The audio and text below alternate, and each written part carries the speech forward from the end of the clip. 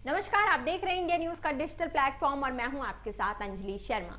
संसद के विशेष सत्र के पहले दिन केंद्रीय कैबिनेट ने महिला आरक्षण बिल को मंजूरी दे दी। सबसे पहले सितंबर 1996 में एच.डी. देवगौड़ा की सरकार ने महिला आरक्षण विधेयक को संसद में पेश किया था। इसके बाद से लगभग हर सरकार ने इस विधेयक को पारित कराने की कोशिश की। यूपीए सरकार 2010 में राज्यसभा में इसे जरूर पारित कराने में सफल रही, लेकिन ये विधेयक लोकसभा में लटक गया। महिला आरक्षण विधेयक के इतिहास पर नजर डालें तो पता चलेगा कि 27 सालों की ये यात्रा इतनी आसान नहीं रही। 22 सितंबर 1996 को एच.डी. देवगौड़ा की सरकार ने 81वें संविधान संशोधन विधेयक के रूप में संसद में महिला आरक्षण विधेयक को पेश किया था। उस समय यूनाइटेड फ्रंट की सरकार थी, जो 13 पार्टियों का गठबंधन था, लेकिन सरकार में शामिल जनता दल और अन्य कुछ एक पार्टियों के नेता महिला आरक्षण के पक्ष में नहीं थे।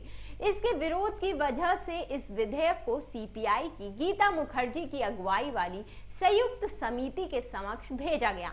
इस 31 सदस्यीय संसदीय समिति में ममता बनर्जी, मीरा कुमार, सुमित्रा महाजन, नीतीश कुमार, शरद पवार, विजय भास्कर रेड्डी, सुषमा स्वराज, उमा भारती, गिरिजा व्यास, रामगोपाल यादव, सुशील कुमार शिंदे शामिल थे। इस समिति ने विधेयक में 7 बड़े सुझावों का प्रस्ताव रखते हुए कहा कि विधेयक में महिलाओं के लिए आरक्षण के संबंध में 1/3 से कम नहीं वाक्य स्पष्ट है और इसकी अलग तरह से व्याख्या की जानी चाहिए। समिति ने सुझाव दिया कि इसे लगभग 1/3 लिखा जाना चाहिए ताकि इसमें अस्पष्टता की कोई गुंजाइश ना बचे। समिति ने यह भी सुझाव दिया कि राज्यसभा और विधान परिषदों में महिलाओं के लिए सीटों का आरक्षण होना चाहिए।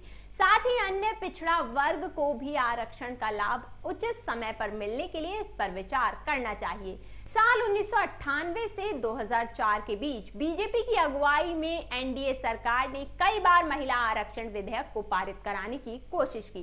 पहली बार 13 जुलाई 1998 को लोकसभा में उस समय घमासान मच गया जब कानून मंत्री एम थम्बी दुरई ने इस विधेयक को सदन के पटल पर पेश करने की कोशिश की, लेकिन राष्ट्रीय जनता दल और समाजवादी पार्टी के सांसदों ने इसका पुरजोर विरोध किया। इस हंगामे के बीच आरजेडी के सांसद सुरेंद्र प्रसाद यादव ने लोकसभा के स्पीकर से एम.जी. बिरला बालयोगी से बिल की कॉपी छीन ली और उसके टुकड़े टुकड़े कर दिए।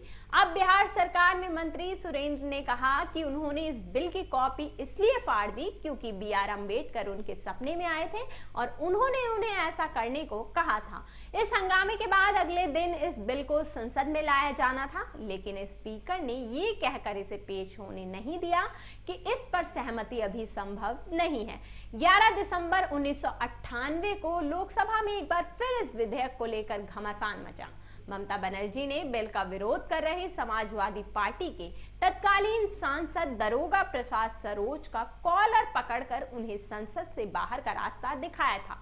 इस बिल को सपा, राष्ट्रीय लोकतांत्रिक मोर्चा, बहुजन समाज पार्टी और मुस्लिम लीग के विरोध के बावजूद 23 दिसंबर 1998 को संसद में पेश किया गया, लेकिन हर बार की तरह इस बार भी जमकर हंगामा हुआ। अप्रैल 1999 में वाजपेयी सरकार के गिरने की वजह से ये संसद भंग होने की वजह से ये विधेयक एक बार फिर ठंडे बस्ते में चला गया।